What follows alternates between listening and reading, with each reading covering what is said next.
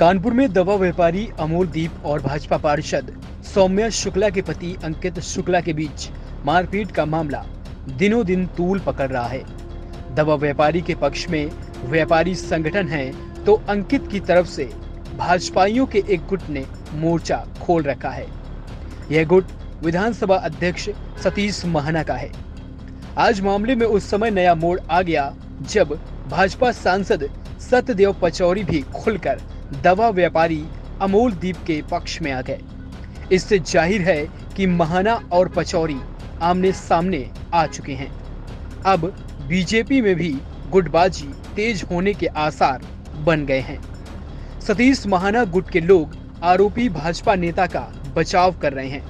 कल सतीश महाना के खास राकेश तिवारी के साथ बड़ी संख्या में भाजपाइयों ने पुलिस कमिश्नर कार्यालय का घेराव किया था और अंकित शुक्ला का पक्ष भी सुने जाने की मांग उठाई थी। आज बीजेपी सांसद सत्यदेव पचौरी ने कहा कि आरोपी को पार्टी से निकाला जाना चाहिए। इसके लिए वह प्रदेश अध्यक्ष को पत्र लिखेंगे। उन्होंने कहा कि बीजेपी में अपराधियों के लिए कोई जगह नहीं है। बीजेपी सत्य के साथ है। पचौरी का कहना है कि जिन लोगों ने कमिश्नर कार्यालय का घेराव किया वो बीजेपी के कार्यकर्ता नहीं हो सकते। मारपीट में दवा व्यापारी की एक आंख चली गई है। इसके दोषी पर कार्रवाई होनी ही चाहिए। इस बीच कानपुर से भाजपा की महापौर प्रमिला पांडे ने बीच का रास्ता अपनाया है। उन्होंने कहा कि गलती किसी से भी हो सकती है। यह घटना भी गलतियों का ही परिणाम है। वह दोनों पक्षों को समझा बुझाकर समझौता कराने का प्रयास करेंगी। इसके लिए व्यापारी नेता अमोलदीप के घर भी जाएंगी। देखिए, मैंने पुलिस कमिश्नर ने ये कहा है कि जो कार्रवाई सत्य के आधार पर हो, कोई दबाव में आने की जरूरत नहीं है।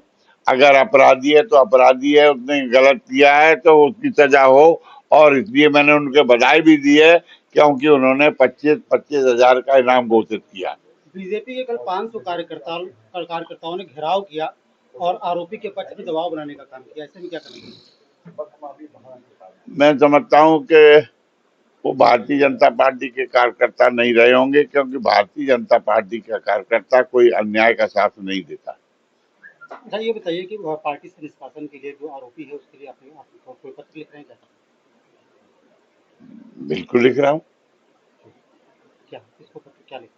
प्रदेश अध्यक्ष जो जिनको अधिकार है उनको लिख रहे हैं कि जो वो दोषी है और क्योंकि उसने जघन्य अपराध किया, उसकी आंख फूट गई, एक आंख चली गई, दूसरे में 20% रह गई, 80% वो भी चली गई, तो ये तो हत्या से कम नहीं है। तो भारतीय जनता पार्टी तो साफ सुथरी पार्टी है ना। लेकिन तो विधानसभा अध्यक्ष के प्रतिनिधि ही जाकर के पैरवी कर रहे हैं। हम उस विषय में कोई बात नहीं कर, उस विषय में मेरा कोई मत नहीं है। लेकिन बीजेपी दो फाड़ दिख रही है पूरे मामले में। नहीं, कोई दो फाड़ नहीं,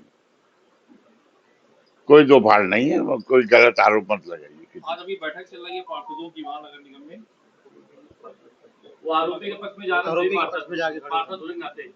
देखिए, वो चाहे जो करें, लेकिन हम सत्य के साथ, ठीक, और पार्टी भी सत्य के साथ रहेगी, सरकार भी सत्य के साथ रहेगी। पार्टी के जो लोग सत्य के साथ नहीं होंगे वो समय आज नहीं तो कल समझ जाएंगे। देखिए, एक तो ये बात, मैं तो थोड़ा बाहर थी, आपको बता दिया, मैं इंदौर थी, मुझे पता चल गया था ये मामला, तो मैंने कहा मैं आके निपटाऊंगी। और आज जो हमने बैठक बुलाई है, ये बैठक हमारे क्या कहते हैं 1 तारीख को समाधान करना है, उसलिए बुलाया है।